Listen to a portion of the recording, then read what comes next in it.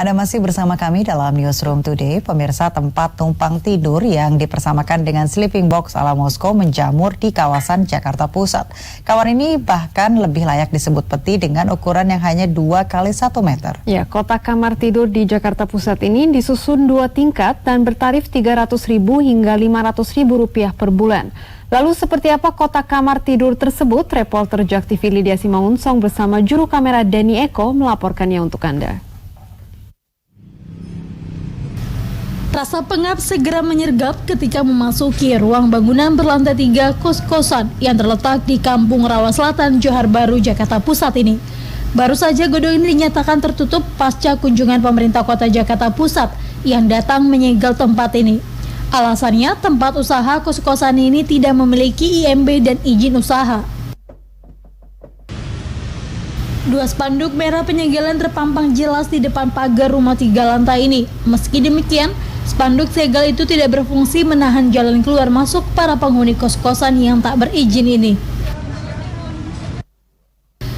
Kesan sepi ditambah ruang temaram minim ventilasi akan langsung menyergap mata siapapun pengunjung tempat ini.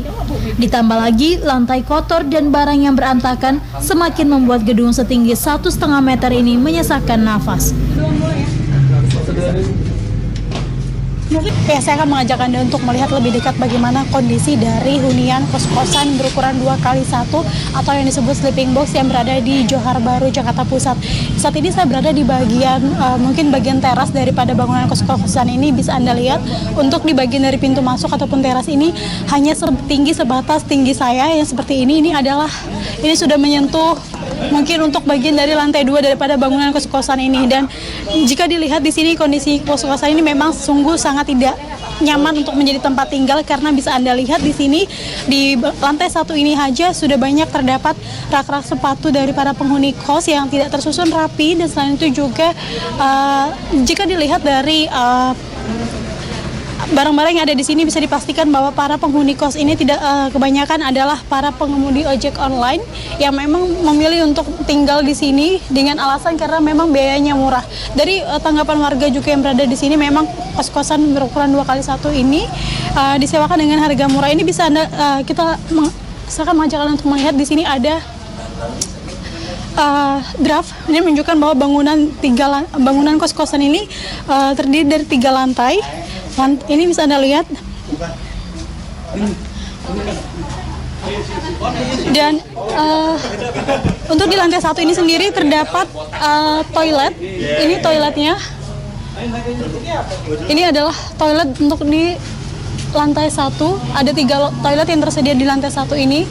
Dan sekarang saya mau mencoba untuk ke lantai 2.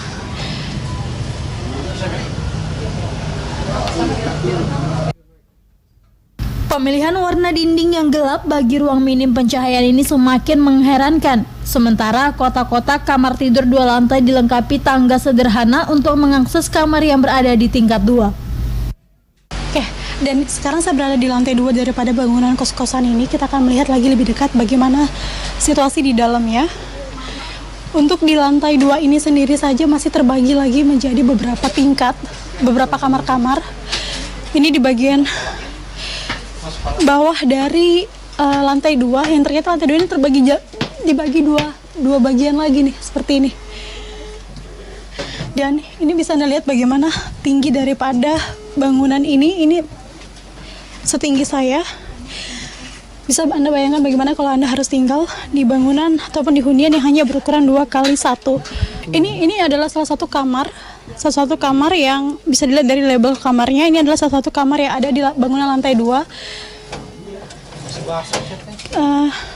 Saya akan mengajak Anda untuk melihat lebih dekat lagi bagaimana kamarnya.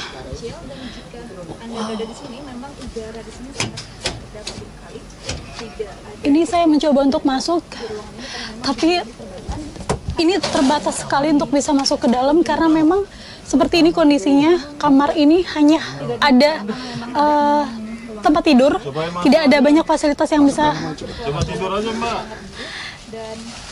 Oke, sekarang saya coba untuk masuk dan oh my God. Jika dilihat dari kondisinya, saya mungkin kalau tinggal di sini tidak bisa membayangkan harus tinggal di kamar berukuran yang bisa dikatakan ini kayaknya sepertinya tidak sampai 2x1 ya, mungkin untuk tingginya, karena ini hanya sebatas kepala saya yang mungkin bisa dibilang setengah meter lebih, dan hanya ada fasilitas colokan sambungan listrik yang ada di kamar ini dan juga lampu. Nah, di atas kepala saya ini juga adalah kamar lagi yang dibagi dua oleh pemilik kosnya untuk kemudian disewakan. Dan bisa Anda bayangkan bagaimana jika Anda harus tidur di sini dengan ukuran yang hanya 2x1 meter ini. Bak petik kotak buah. Begitulah kesan kamar tidur yang berukuran 2x1 meter ini. Hanya di lantai 2 gedung saja kotak tidur disusun 2 tingkat. Total ada 32 kotak kamar tidur di 3 lantai gedung ini. Enggak gitu, Pak. Kok nggak gitu? Gitu loh. Hitungannya kita di sini juga punya privasi. Gitu ya, Pak. Kalau mau kayak gini, mau live atau apapun kita nggak bisa terima. Aku bukan apa ya? Ibu pengelola? Saya memang bukan pengelola ya. Gitu, saya penyewa, tapi nggak harus kayak gini ya. Legal, itu tidak ada aktivitas lagi. Iya, memang saya tahu, tapi kan ini hitungannya disegel kita masih ngurus gitu. Ini masih diurus, berarti kita juga masih punya hak di sini. Ibu ngurus apa? Gitu. Memang bukan. Ibu ngurus apa saya tanya? Ini kan lagi dibicarakan, Pak. Ya, ibu ngurus apa? Gitu. Ibu pengelola apa penyewa? Saya memang penyewa, tapi seenggaknya saya juga mengurusin ini, Pak. Gimana caranya biar kita semuanya nggak pindah dari sini gitu loh. Saat ingin mencoba melihat kondisi kamar kos-kosan yang berada di lantai 3, kami mendapat penolakan penghuni kos. Bahkan petugas Satpol PP saja harus bersitegang dengan penghuni kos ketika hendak memeriksa kelayakan gedung. Bahkan ketika petugas meminta penghuni mengosongkan gedung yang sedang disegel, mereka bertahan dan mengaku enggan pindah dari kos-kosan mungil tersebut. Sekarang Bapak kalau ngomong ke pemilik kosan, kalau pemilik kan kami cuma sangkut pautnya sama pemilik kosan. Pemilik kosan bilang kami tetap di sini, kami akan tetap di sini.